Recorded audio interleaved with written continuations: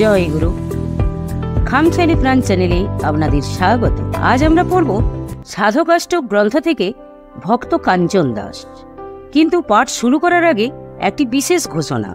গত বুধবার আমি কুইজে 3টি প্রশ্ন করেছিলাম। সেই 3টি প্রশ্নেরই সঠিক উত্তর সর্বপ্রথম দিয়েছেন নদিয়া থেকে অঙ্কন সরকার। ভাই, আপনার উপর ঠাকুরের কৃপা বর্ষিত হোক। আগামী বুধবার শর্টসের মাধ্যমে আরও কয়েকটি প্রশ্ন থাকবে, চোখ রাখুন। জয় গুরু। 1824 খ্রিস্টাব্দে প্রথম ব্রহ্মযুদ্ধ হয়। এই যুদ্ধে আসাম প্রদেশ ইংরাজ গভর্নমেন্টের শাসনাধীনে আইসে। এই সময় গোয়ালপাড়ায় রাজকর্মচারীগণের প্রধান আড্ডা ছিল। বড় বড় ইংরাজ কর্মচারী গোয়ালপাড়ায় অবস্থিতি করিতেন। সেই সময় বাঙালিতে গোয়ালপাড়া ভরিয়া গিয়াছিল।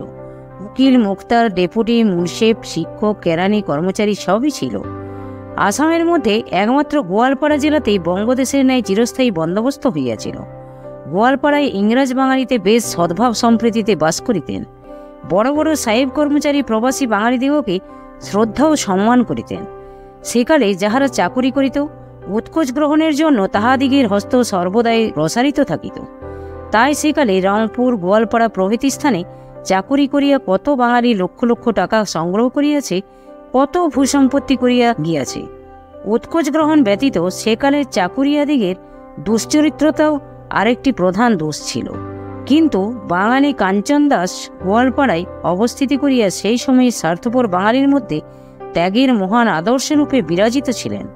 আমরা এই প্রবন্ধে তাহার পবিত্র জীবনের কথঞ্চিত আলোচনা করিব। সে সময় শ্রীযুক্ত কর্নেল এগনিউ সাহেব গোয়ালপাড়ার ডেপুটি কমিশনার ছিলেন। তাহার কিছু পূর্বে কাঞ্চন দাস চাকুরি করিতে গোয়ালপাড়ায় আসিয়া উপস্থিত হন। মহামারীতে তাহার স্ত্রী পুত্র একসময়ে মারা যায়। তখনকার অবস্থা দেখিয়া প্রথমত সকলেই তাহাকে পাগল মনে করিত। যতই দিনের পর দিন যাইতে লাগিল, ততই লোকের পূর্বধারণা পরিবর্তিত হইয়া গেল। অনেকে বুঝিতে পারিল কাঞ্চন দাস একজন মহাপুরুষ, সাধনায় গুণাতীতাবস্থায় উপনীত হইয়া অবস্থিতি করিতেছেন। তাই সাধারণে তাহার কার্যকলাপ গুণময়ী বুদ্ধি দ্বারা বুঝিয়া উঠিতে পারে না। সাধারণ সাধুর সহিত তাহার কোনো বিষয়ের সামঞ্জস্য নাই। গৃহস্থের ন্যায় তিনি নিয়ম নিষেধের বিধি পালন করিতেন না। কাজেই সাধারণ হিন্দু এই প্রকার হিন্দুকে উন্মত্ত ব্যতীত আর কি বলিবে। কিন্তু ক্রমশ বিজ্ঞ বুদ্ধিমান হিন্দু বুঝিতে পারিল যে কাঞ্চন দাস প্রকৃত পাগল নহেন, তিনি ভগবত প্রেমরমান। তাহার কোনো কোনো কার্যে বড় বড় ইংরাজ কর্মচারীরও সহানুভূতি ছিল। এমনকি বড় সাহেব কর্নেল এগনিউ পর্যন্ত কাঞ্চন দাসের অনুরক্ত হইয়া উঠিয়াছিলেন। কাঞ্চন দাসের কোথায়, কবে, কোন কুলে জন্ম হইয়াছিল তাহা জানিবার কোনো উপায় ছিল না। পাগলের মুখে ভ্রমক্রমেও সে কথা কোনোদিন বাহির হয় নাই। তিনি কোন সম্প্রদায়ভুক্ত ছিলেন তাহাও তিনি প্রকাশ করিতেন না। তবে ভাবে বুঝিতে পারা যায় যে তিনি বৈষ্ণব ছিলেন, জাপক ও ভক্তিপতির সাধক ছিলেন। ভক্তিতেই তিনি ভগবানকে আপনার হইতে আপনার করিয়া লইয়াছিলেন। ভগবানের প্রেমে আপনাকে হারাইয়া ফেলিয়াছিলেন। তাহার প্রেম রসার্ণবে চিরদিনের তরে ডুবিয়া গিয়াছিলেন। গোয়ালপাড়ার কাছারি সম্মুখে একটি বৃক্ষতলে কাঞ্চন দাস অধিকাংশ সময় অবস্থিতি করিতেন। ভীষণ বর্ষা, দারুণ শীতে ব্রহ্মপুত্র নদের তীরে তিনি সমভাবে বসিয়া থাকিতেন। আপন মনে হাসিতেন, গাহিতেন, কাঁদিতেন, নাচিতেন। কখনো বা যেন কাহার সহিত আপন মনে কথা বলিতেন। সাধারণের সহিত খুব অল্প কথা বলিতেন, তাহাও অসংলগ্ন ও পাগলামি পড়ল। আবার সময়ে দু একটা আধ্যাত্ম উপদেশপূর্ণ বাক্য বলিয়া ফেলিতেন। তবে কথাগুলি এতই প্রহেলিকাপূর্ণ ছিল যে তাহার প্রকৃত মর্মরহস্য সাধারণের বুঝিবার সাধ্য ছিল না।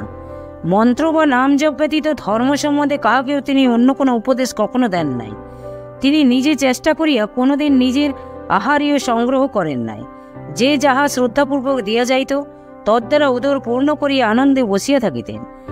আহার সম্বন্ধে জাতি বিচার ছিল না। যিনি যাহা শ্রদ্ধাপূর্বক দান করিতেন তাহাই বালকের ন্যায় আনন্দে ভক্ষণ করিতেন। পাগল কাঞ্চন দাসের এইসব পাগলা অভিনয়ের মধ্যে দৈনন্দিন একটি মহৎ কার্যের অনুষ্ঠান ছিল, সেটি সেবাব্রত। প্রত্যহ বেলা 8-9টার সময় তিনি ভিক্ষা করিতে বাহির হইতেন। ভিক্ষা করিয়া যে 2-4টি পয়সা পাইতেন তদ্বারা চাউল কিনিয়া ব্রহ্মপুত্রের তীরে ঠিক কাছারির সামনে এক গাছতলায় তাহা রন্ধন করিতেন। পরে অন্ধ, আতুর, বৃদ্ধ ও বালকগণকে ডাকিয়া আনিয়া প্রথমত তাহাদিগকে ব্রহ্মপুত্রে বেশ করিয়া স্নান করাইতেন। পরে সেই ভাত ও দই শালপাতায় করিয়া খাওয়াইতেন, কিন্তু সেই দই ভাত নিজে কখনো খাইতেন না। তাহা সাধারণের স্বেচ্ছাদানে সম্পাদিত হইত, নিজের জন্য তাহার কোনোই চেষ্টা ছিল না। যখন সকলে খাইতে বসিত, তখন তিনি দূরে দাঁড়াইয়া এক দৃষ্টি চাহিয়া দেখিতেন আর মৃদু মৃদু হাস্য করিতেন। কোনো দিন বা নাচিয়া নাচিয়া ভোজন আরতি গাহিয়া বেড়াইতেন। তিনি যে কিভাবে এইসব অনাথ নারায়ণের সেবা করিতেন তাহা অন্যে কি বুঝিবে?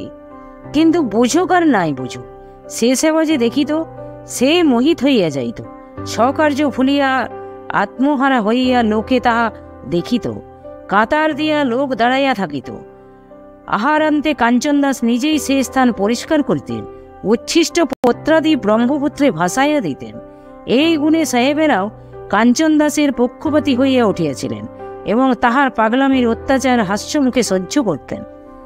কাঞ্চন দাসের তিনটি ভাব দেখা যাইত, আনন্দ, ক্রন্দন ও ক্রোধ।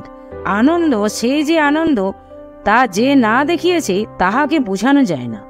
বাবাজি আনন্দে উন্মত্ত, চোখ মুখ দিয়া যেন সে আনন্দ ফুটিয়া বাহিরে হইতেছে, প্রতি রোমকূপ দিয়া ছুটিতেছে। তিনি যেন আনন্দের একখানা জীবন্ত চিত্র। হাড় মাস গলিয়া যেন আনন্দ জমাট বাঁধিয়া গিয়াছে, আর বালকের মতো মুখের দুই কোষ দিয়া লালা পড়িতেছে। আবার কখনো পথে পথে চিৎকার করিয়া কাঁদিয়া বেড়াইতেছেন, যেন তাহার কি ভয়ানক ইষ্টনাশ হইয়াছে। সে মর্মভেদী ক্রন্দনের কারণ কেহ না জানলেও যে দেখিত, তাহার হৃদয় বিগলিত হইয়া যাইত। প্রাণের মধ্যে কোনো করুণ রাগিনী বাজিয়া উঠিত, তাহাদেরও কাঁদিতে ইচ্ছা করিত। বাবাজি নয়নজলে বক্ষ ভাসিয়া যাইতেছে। তিনি প্রাণ উঘারিয়া সন্তানহারা জননীর ন্যায়, পতিহারা সতীর ন্যায় আকুল ক্রন্দনে দিগন্ত আকুলিত করিয়া তুলিতেন। তাহা আবার অল্প সময় নয়, একবার ক্রন্দন আরম্ভ হইলে ৩-৪ ঘণ্টার মধ্যে তাহার আর নিবৃত্তি হইত না। আবার তাহার রাগ, সেও আশ্চর্য, আছেন আছেন আর লাফাইয়া উঠিতেছেন, যেন আকাশ কি বাতাসের সহিত বিবাদ করিতেছেন। দন্তে দন্তে ঘর্ষণ, হস্তে হস্তে নিষ্পেষণ করিতেছেন, রাগে ফুলিয়া ফুলিয়া উঠিতেছেন। চোখ, মুখ, কান, বুক প্রভৃতি জবা ফুলের ন্যায় লাল হইয়া উঠিত। সে রাগ আর পড়ে না, কিন্তু সবই অপার্থিব। কাঞ্চন দাস সময় সময় সরকারি কাছারির বারান্দায় মাটিতে পড়িয়া থাকিতেন। কখনো কখনো আদালত গৃহাদি খোলা হইয়াছে, কিন্তু হাকিম আসেন নাই। কাঞ্চন দাস যাইয়া হাকিমের আসনে উপবেশন করিয়া বিচার করিতে বসিয়া যাইতেন। সে বিচারে কেবল কর্মচারীগণের উপরেই দণ্ড প্রদত্ত হইত। কত অনুনয়, কত ভয় প্রদর্শন করিয়াও তাহাকে এজলাসের বাহির করিয়া দিতে পারিত না। বড় বড় সাহেবদিগের সহিত এই প্রকার ব্যবহার করে দেখিয়া সাধারণে কিছু বলিতেও সাহস করিত না। একদা কাঞ্চন দাস বেলা 2টার সময় জজ আদালতে উপস্থিত হইয়া তত্রত্ব পিটা ঘড়িতে অনবরত মুদগর আঘাত করিতে লাগিলেন। জজ সাহেব বিরক্ত হইয়া কারণ অনুসন্ধানে পাগলের কাণ্ড বুঝিতে পারিলেন।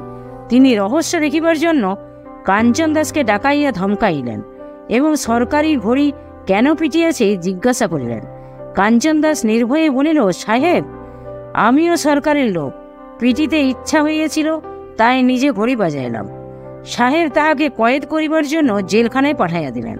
কাঞ্চন দাস হাসি মুখে জেলে প্রবেশ করিয়া এদিক ওদিক দেখিয়া বেড়াইতে লাগিলেন। ইতিমধ্যে একখানা ভীষণ ভীমরুলের চাক দেখিতে পাইলেন।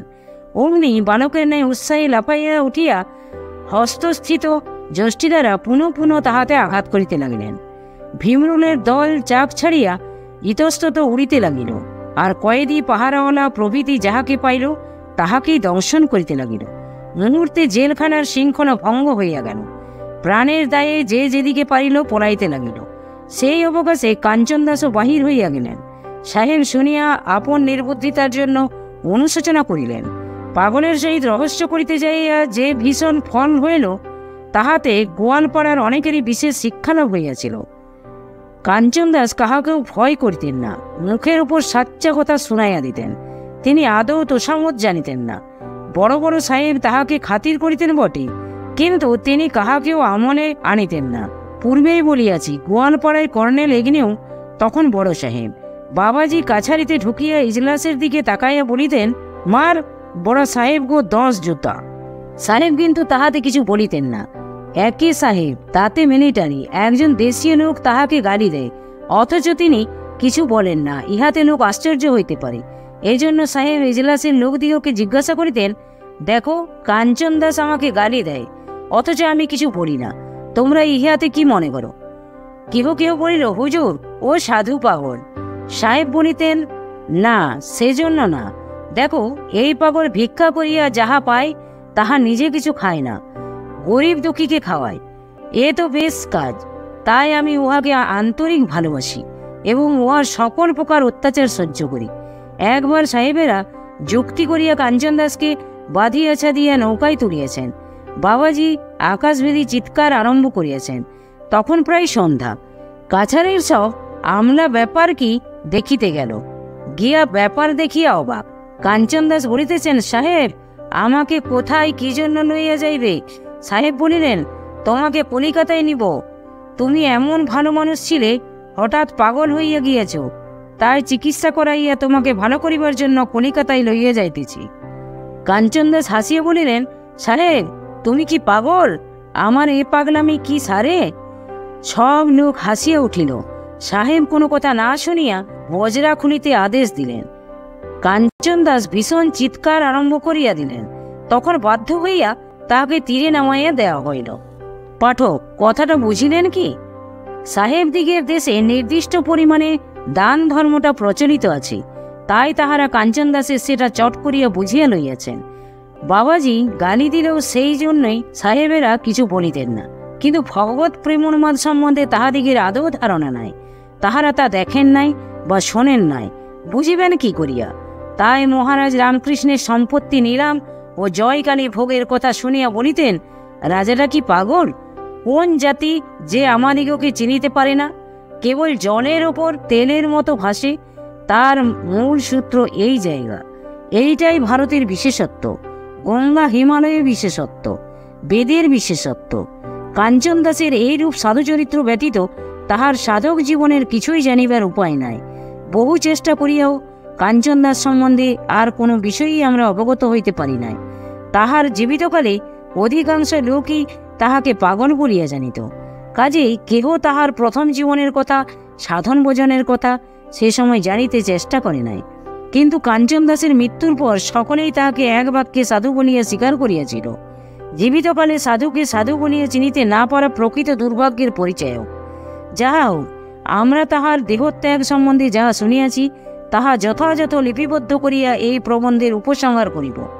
একদিন প্রাতে কাঞ্চন দাসকে কিছু অধিক প্রফুল্ল বোধ হইল। তিনি যেন আজ অধিক ব্যস্ত, বাড়ি বাড়ি ঘুরিয়া বেড়াইতেছেন আর বলিতেছেন, পাগল চলিল, তোমরা বিদায় দাও। কেহ সে কথা বিশ্বাস করিল, কেহ হাসিয়া উড়াইয়া দিল। কিন্তু বেলা 2 প্রহরের সময় কাছারির সম্মুখে ব্রহ্মপুত্রের তীরে শত শত লোক সমবেত হইতে লাগিল। কাঞ্চন দাস যথারীতি প্রতিদিনের ন্যায় দরিদ্র নারায়ণ সেবায় সমাধা করিয়া ব্রহ্মপুত্রের মধ্যে নামিয়া গেলেন। এক গলা জলে নামিয়া উত্তর দিকে স্থিরভাবে মাথা নামাইয়া দাঁড়াইয়া রহিলেন। সেই সময় নদের তীরে একদল রাজবংশী হরিসংকীর্তন করিতেছিল। হঠাৎ সকলে দেখিল নদীর স্রোতে কাঞ্চন দাসের দেহ ভাসিয়া যাইতেছে। অমনি শত শত কণ্ঠে হরিধ্বনি উঠিল। 2 জন লোক জলে নামিয়া প্রাণহীন দেহ নদের তীরে লইয়া আসিল। সকলে দেখিল কাঞ্চন দাস নিত্যলোকে চলিয়া গিয়াছেন। ব্রাহ্মণ চণ্ডাল মিলিয়া মৃতদেহের পাদস্পর্শ করিয়া প্রণাম করিতে লাগিল। ফুল ফুলের মালায় সব দেহ ঢাকিয়া গেল। সাহেব মেমেরাও কাঞ্চন দাসের পরিত্যক্ত দেহে পুষ্পবর্ষণ করিলেন। অন্যান্তর সন্ধ্যার কিছু পূর্বে পুনরায় সেই পুতদেহ ব্রহ্মপুত্রের জলে ভাসাইয়া দেওয়া হইল। জয় গুরু, জয় গুরু। আজ এই পর্যন্তই। যদি আপনাদের ভালো লেগে থাকে তাহলে চ্যানেলটিকে সাবস্ক্রাইব করে সাথে থাকবেন। জয় গুরু, জয় গুরু।